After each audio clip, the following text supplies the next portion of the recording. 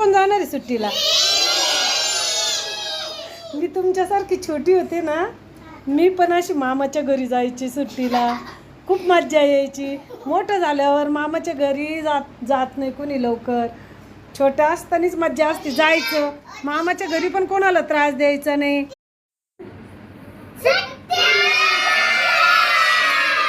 सुट्टीचा तर आनंद आहेच, पण तुम्ही मला भेटणार नाही आता उद्यापासून. 2 दिवस नाही, 2 महिने, 2 months. किती? 2 months. मला तर तुमची सगळ्यांची खूप आठवण येणार आहे.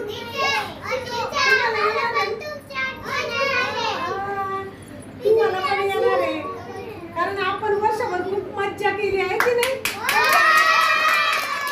आपण छान छान शाळेत शिकलो, पण नीट बस मयुरी, अभ्यास पण केला, मज्जा पण केली, खेळलो पण भरपूर आहे की नाही.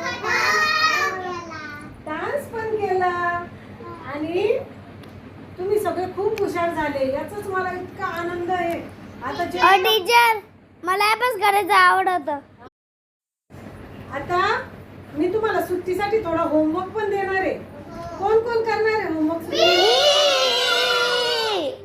सगळ्यांनी करायचं, म्हणजे तुम्हाला विसरल्या जाणार नाही काहीच, जो आपण अभ्यास केला. करणार आहे नानूच.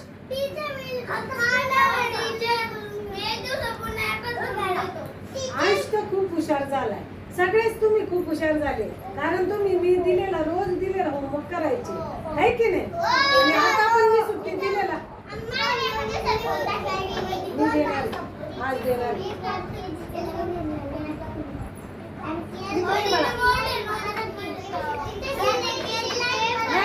सानू काय म्हणते बघा, सानू काय म्हणते? सिनियर केजीला काय?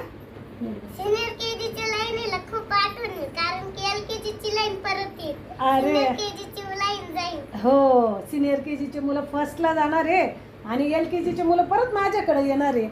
मग सिनियर केजीच्या मुलांना जास्त आठवण येईल माझी, हो की नाही. जरी तुम्ही हे बघा,